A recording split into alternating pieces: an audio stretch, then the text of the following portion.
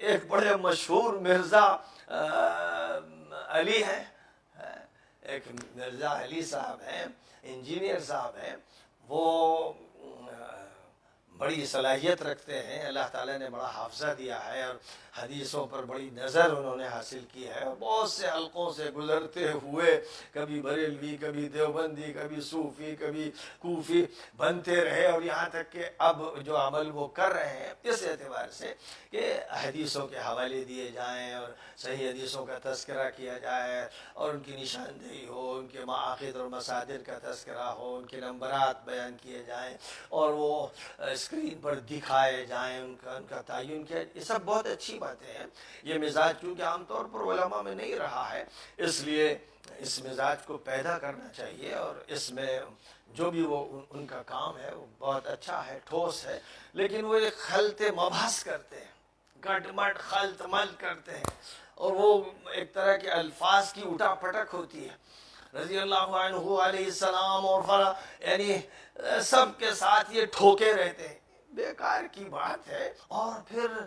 جو ظالم ہے اس کے لیے بھی حضرت اور رضی اللہ عنہ، جو مظلوم ہے اس کے لیے بھی حضرت اور رضی اللہ عنہ، جو متقی ہے اس کے لیے بھی حضرت اور رضی اللہ عنہ، جو فاسق ہے اس کے لیے بھی، جو جھوٹا ہے اس کے لیے بھی، جو سچا ہے اس کے لیے بھی۔ ایک ایسا تماشا ہے کہ سوائے مضحکے کے اور کچھ نہیں ہے،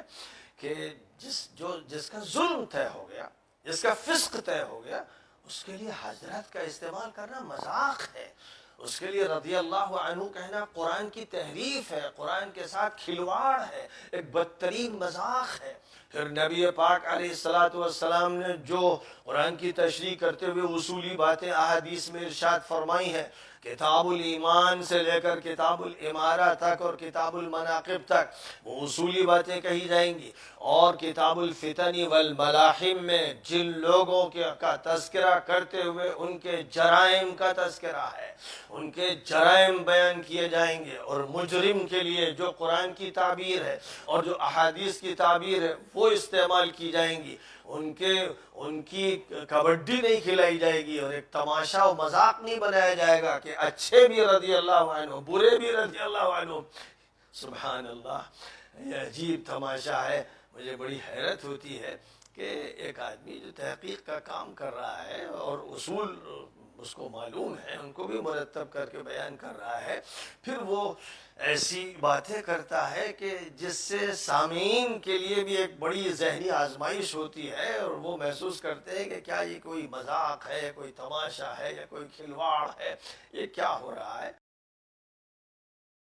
آپ یہ کہتے ہیں کہ جی اس معاملے میں ہم علی بھائی سے ایگری تو کرتے ہیں، لیکن یہ جو بیچ میں ایک جز ہے نا، اس سے ہم ایگری نہیں کرتے۔ تو سر بالکل آپ کا رائٹ ہے، آپ یہ حق رکھیں، اور اگر آپ یہ کہتے ہیں کہ آپ اس موقف کا مجھے پابند کرنا چاہتے ہیں تو آپ مجھے بتا تو ضرور سکتے ہیں، پابند نہیں کر سکتے۔ میں جب آپ کو رائٹ دے رہا ہوں کہ آپ اپنا موقف رکھیں تو آپ بھی مجھے رائٹ دیں کہ میں اپنا موقف رکھوں، لیکن یہ کہنا کہ اس کی وجہ سے ہمارے دل میں میل آ جائے گا، سر اگر یہی باتیں اگر ہم دیکھیں تو پھر یہ بات بڑی دور تک جائے گی۔ آپ سچائی والے پورشن جس کو آپ سمجھتے ہیں ایکسیپٹ کریں، جو غلط ہے اس کو آپ چھوڑ دیں، یا زیادہ سے زیادہ آپ کو غصہ ہے تو آپ کے علی بھائی کی اجتہادی خطا ہے۔ اتنے بڑے بڑے بلنڈرز کو آپ اجتہادی خطا کہہ دیتے ہیں، اوپر سے لے کے نیچے تک لوگوں کے۔ تھوڑی سی اجتہادی خطا ہماری بھی لے لیں آپ کے اپنے زوم میں تو اللہ کے حضور اس کو بہتر سمجھتا ہوں، میں بیان کر رہا ہوں۔ مثلا میں آپ کو بتاؤں، پچھلے اس 10 سال کے اندر مجھے سب سے زیادہ مخالفت جس بات پہ اٹھانی پڑی نا، وہ ایک تھی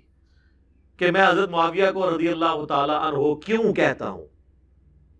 وہ کہتے ہیں بخاری مسلم سے بھی آپ نے آل امیہ کی جرائم کی پوری لسٹ بتا دی ہے، اس کے باوجود آپ جو باقی معاملات ہیں ان کو دیکھتے ہوئے بھی مین بیچ میں جو پرسنالٹی ہیں وہ تو حضرت معاویہ کی، آپ ان کو رضی اللہ تعالیٰ عنہ کیوں کہتے ہیں؟ تو میرا ایک موقف ہے، آپ اسے دعوت کی حکمت سمجھ لیں،